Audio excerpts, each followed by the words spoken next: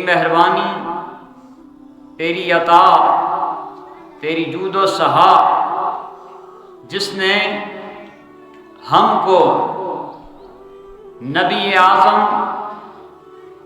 نبی آخر الزمان، فخر الرسل، ختم الرسل، والی کائنات، شب اسرا کے دولہ، آفتاب درخشاں، قمر تاباں، سراجم منیرہ کا لباس پہننے والے نبی کا امتی بنایا، اور آج کے دن اپنی بارگاہ میں بلا کر سر بسجود ہونے کی شہادت سے بیراور فرما رہا ہے۔ اے مالک لم یزل، ماہ سیام اپنی برکتوں کے ساتھ، رحمتوں کے ساتھ، کرم نوازیوں کے ساتھ طلوع ہوا تھا، اور اس کی برکتیں، اس کی وہ برکت گھڑیاں اب اپنے اختتامی لمحات میں داخل ہو چکی ہیں، لیکن تیرا دسترخوان کرم جوں کا توں باقی ہے۔ اے اللہ، تو نے ہمیں انسان بنایا، اشرف المخلوقات کا تاج پہنایا، آنکھیں دیں، کان دیے، بصیرت و بصارت سے نوازا، کلمے کی شہادت سے بیراور کیا۔ اے اللہ، ہمیں ان نعمتوں پر سجدہ شکر بجا لانے کی توفیق عطا فرما،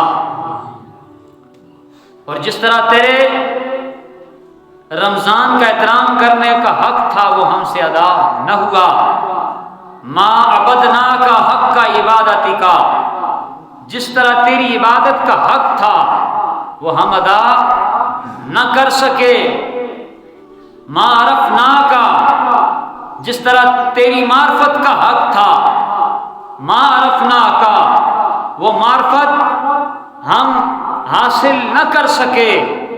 اے اللہ، ہم کمزور ہیں، ہم ناتواں ہیں، وَمَن يَعْمَلْ سُوءًا أَوْ يَظْلِمْ نَفْسَهُ ثُمَّ يَسْتَغْفِرِ اللَّهَ يَجِدِ اللَّهَ غَفُورًا رَحِيمًا۔ تو اعلان فرماتا ہے کہ جو بندہ غلطی کر بیٹھے، خطا کر بیٹھے، بھول جائے تو کیا کرے؟ بخشش مانگے، توبہ کرے۔ آج کا دن توبہ کا دن ہے، اور توبہ ہر شخص پہ واجب ہے۔ کیوں؟ اگر انسان نے عمل سے گناہ نہیں کیا تو پھر اس نے خیال میں گناہ کیا ہوگا، تصور میں غلطی کی ہوگی، نہ عمل سے گناہ ہوا، نہ قول سے گناہ ہوا، نہ تصور میں غلطی کی، نہ خیال میں گناہ کیا، تو معرفت الہی میں کوتاہی ہوگی، اللہ کو پہچاننے میں کمی کی ہوگی۔ حضور علیہ الصلوۃ والسلام نے فرمایا، یا ایھا المؤمنون توبوا الی اللہ وانی اتوب الیہ فی الیوم 100 مرۃ۔ اے مومنوں، دن میں 100 بار توبہ کرتا ہوں، تم بھی توبہ کیا کرو۔ نبی معصوم عن الخطا ہوتے ہیں، نبیوں سے نہ ارادے میں بھول ہوتی ہے، نہ عملاً بھول ہوتی ہے، وہ معرفت کے بلند مقام پہ فائز ہوتے ہیں، بتانا اپنی امت کو چاہتے ہیں کہ میرے امتیو، اللہ سے معافی مانگا کرو۔ اللہ کو معافی طلب کرنے والے لوگ بہت اچھے لگتے ہیں، اللہ ان سے بہت خوش ہوتا ہے۔ اللہ فرماتا ہے جب کوئی بندہ معافی مانگتا ہے، اللہ فرماتا ہے کہ میرے بندے کو میرا پتہ ہے کہ میں بخشتا ہوں۔ میرے بندے نے اعتراف کیا کہ مجھ سے غلطی ہوئی، اور اسے یہ بھی پتا ہے معافی میں دیتا۔ یہ بندے کا احساس کرنا، اعتراف کرنا، مجھ سے معافی مانگنا، یہی بخشش کی علامت ہوا کرتا۔ توبہ کے درجے 3 ہیں۔ کتنے ہیں؟ 3۔ پہلا درجہ توبہ کا کیا ہے؟ اللہ فرماتا ہے میں اس بندے کے گناہوں کو ڈھانپ دیتا۔ پہلا درجہ گناہوں پہ پردہ، زمانے کا گناہ گار تھا، خطا کار تھا، معافی مانگی، لوگ ماضی بھول گئے، پاسٹ یاد نہ رہا، پریزنٹ کی باتیں ہونے لگیں کہ یہ تو بڑا نیک انسان ہے، یہ تو بڑا اچھا انسان ہے۔ ماضی بھول گئے، کیوں بھولے؟ اس نے رب کو منا لیا، اس نے اعتراف کر دیا، اس نے اپنے مالک سے لو لگا لی، اس نے اس کے سامنے اعتراف جرم کر لیا۔ رب نے لوگوں کے دلوں سے اس کے قصور مٹا دیے، لوگوں کو یاد ہی نہیں رہا کہ یہ ایسا شخص تھا، بھول گئے، خطائیں یاد نہ رہی۔ غفور اس کا نام ہے، غفور کا معنی ہے ڈانپ دینا، اور دوسرا نام ہے اس کا رحیم، رحیم، رحمان، کریم، جواد، تواب۔ اب اسی کے اندر ایک اور اس کا کرم، اللہ تعالیٰ فرماتا ہے جو بندہ معافی مانگتا ہے میں اس کے گناہوں کو چھپا بھی دیتا ہوں، مٹا بھی دیتا ہوں۔ اور مٹاتا کیسے؟ قیامت کا دن میدان محشر میں اللہ فرمائے گا ایک بندے کے بارے میں فرشتوں سے جنت میں لے جاؤ، فرشتے روک دیں گے، یا اللہ حضرت صاحب کے رجسٹر بھرے ہیں ہم نے لکھ لکھ کر، ان کا بہت برا ریکارڈ ہے، ان کے گناہوں کے انبار لگے ہوئے ہیں، وہ رجسٹر ہمارے پاس موجود ہیں۔ رب فرمائے گا پروف سے بات کرتے ہو؟ جی ہاں۔ اللہ فرمائے گا ہاں، آج ڈے آف ججمنٹ ہے، آج کے دن جس کی نیکیاں زیادہ ہوں گی بخشش اس کی ہوگی، جس کے گناہ زیادہ ہوں گے اس کی سزا ہوگی۔ میں آپ کی بات کو مانتا ہوں، لاؤ اس کے جرموں کو، لاؤ اس کی زندگی کا ریکارڈ۔ فرشتے لے آئیں گے، پہلا صفحہ کھلے گا، 14ویں کے چاند کی طرح وہ اعمال نامہ چمک رہا ہو۔ اللہ فرمائے گا فرشتوں کہاں گئے اس کے وہ گناہ؟ فرشتے حیران ہو جائیں گے، بار الہ ہم تو لکھتے رہے، نام بھی اسی کا ہے، کام بھی اسی کا ہے، ہمیں نہیں پتا وہ تحریر کہاں گئی، اور آنکھ موجود، کتاب موجود، ریکارڈ غیر موجود۔ اللہ فرمائے گا فرشتوں تم درست کہتے ہو، بات یہی ہے، جرم اس نے کیے، گناہ کیے، لیکن معافی مانگنے کے لیے جب آیا، معافی مانگی، اشک ندامت یہ بہاتا گیا، میں اپنے عفو و کرم سے اس کے گناہوں کو دھوتا گیا، میں نے اس کے گناہوں کو دھو ڈالا ہے، اس کی گناہوں کی سیاہی دھل چکی ہے، اب یہ جہنمی نہیں رہا، جنتی ہے، اب یہ جنت میں جائے گا۔ تیسرا انعام، توبہ کا تیسرا درجہ، پہلا تو یہ تھا کہ لوگ بھول جائیں گے، دوسرا یہ ہے کہ نامہ اعمال سے اس کا گناہوں کو مٹا دیا جائے گا۔ تیسرا انعام کیا ہوگا؟ تیسرا انعام یہ ہے جتنے جرم کیے، جتنے گناہ کیے، اللہ سارے گناہوں کو نیکیوں میں بدل دے گا۔ کیے گناہ تھے، بن حج گئے، بن نمازیں گئیں، بن روزے گئے، کیے گناہ، مل گیا ان کو دفاع۔ وجہ کیا ہے؟ اعتراف جرم ہے، اعتراف شرمندگی ہے، اعتراف خجالت ہے، اعتراف بندگی ہے۔ گرامی قدر بنی اسرائیل کے لوگ، ان کے اوپر شریعت کے احکام سخت نافذ تھے۔ اگر کسی کے جسم سے نجاست لگ جاتی تو اس کے جسم کو آگ سے داغا جاتا تھا، کپڑوں سے ناپاکی لگتی، کپڑے کاٹ کے رکھ دیے جاتے تھے، اور ان کے اوپر زکوٰۃ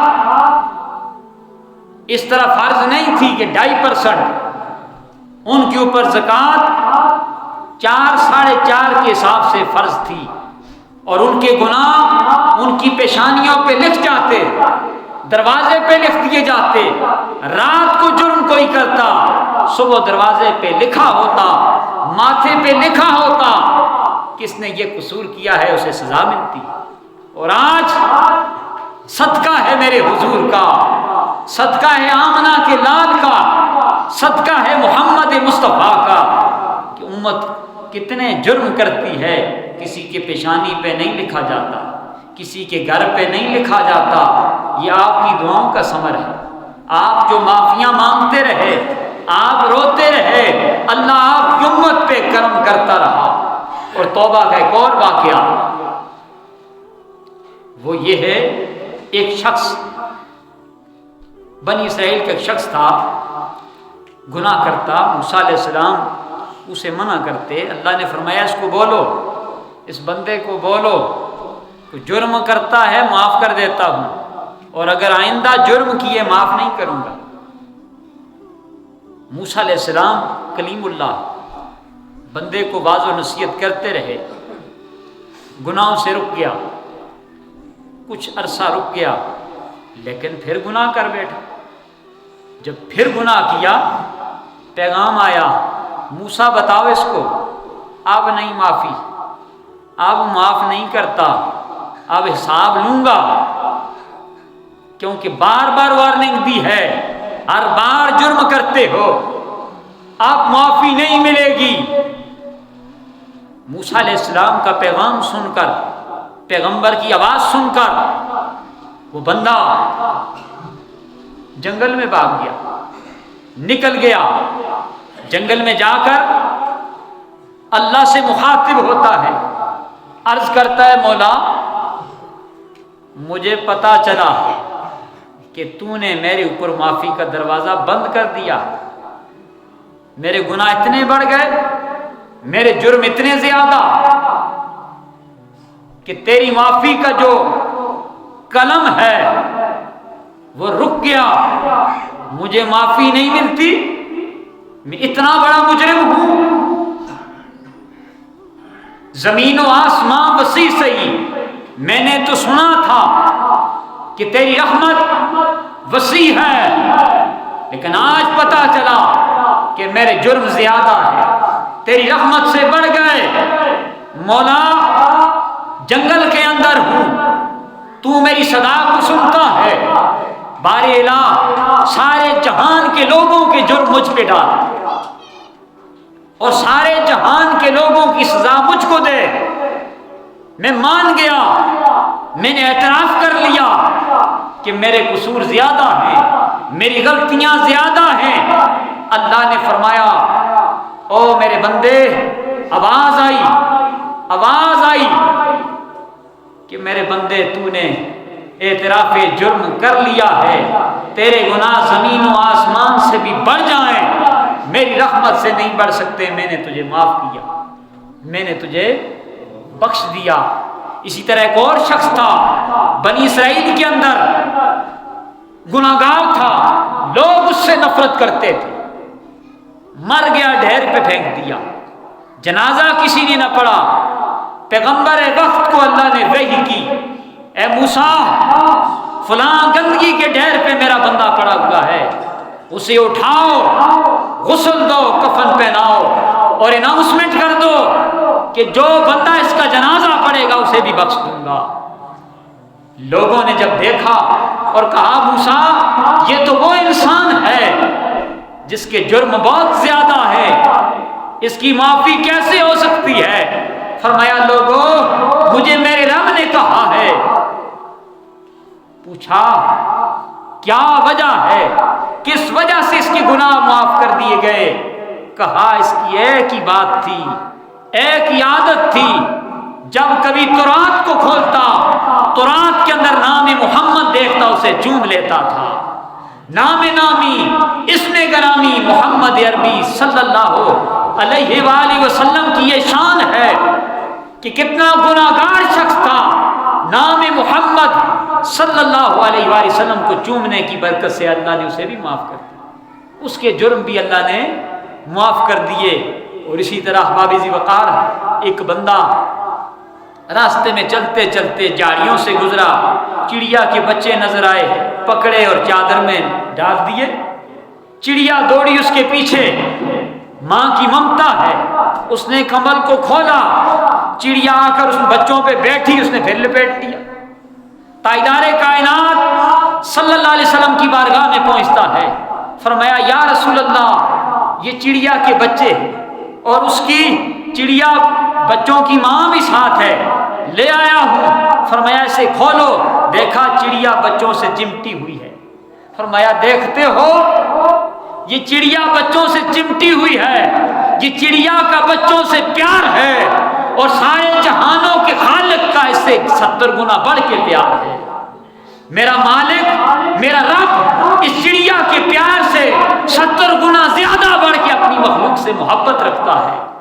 ارے لوگوں، آج کا دن یہ اس بات کی گواہی دے رہا ہے کہ اللہ سے معافی مانگنا، اللہ کے آگے گڑ گڑانا، رونا کہ مولا پورا مہینہ ہم نے کوشش کی ہے، صبح سویرے اٹھتے تھے، تو جانتا ہے کہ کس نیت سے جاگے ہیں، ہم تو جاگتے رہے پیٹ کے لیے کہ بھوکا نہ رہ جاؤں، اور تیرے بندے جاگتے رہے کہ یار مان جائے کہ میرا بندہ جاگتا ہے۔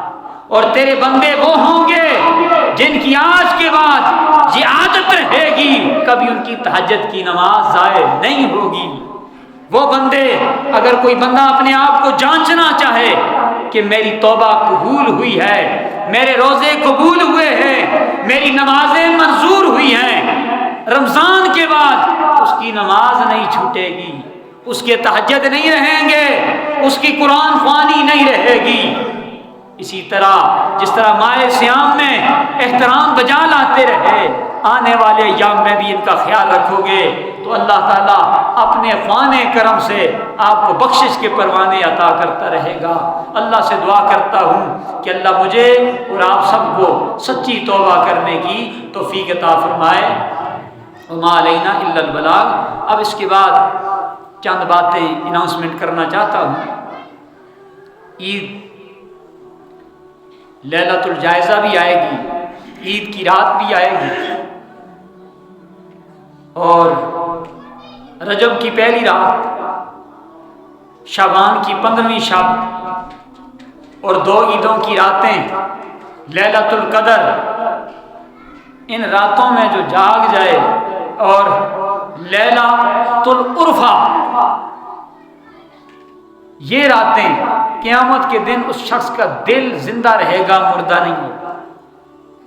اور عید کی جو رات ہے بڑی خاص رات ہے، اس رات جو بندہ جو دعا مانگتا ہے اللہ سن لیتا ہے، اللہ وہی دیتا ہے جو وہ کہتا ہے، جو بندہ کہتا ہے رب وہی کرتا ہے۔ اور اللہ تعالیٰ ہر روز رات کے وقت اپنا مبارک ہاتھ آسمان سے باہر نکالتا ہے کہ کوئی بخشش کا طالب آئے تو معاف کر دوں، اور دن کے وقت بھی اپنا ہاتھ نکالتا ہے کہ رات کا مجرم آئے دن کو معافی مانگے تو بخش دوں۔ یہ اس کی کرم نوازیاں ہیں۔ عید کی نماز کے لیے آپ سب آئیں گے، عید کے لیے جب آئیں آتے ہوئے آہستہ آواز میں اللہ اکبر اللہ اکبر لا الہ الا اللہ واللہ اکبر اللہ اکبر وللہ الحمد پڑھتے ہوئے آنا۔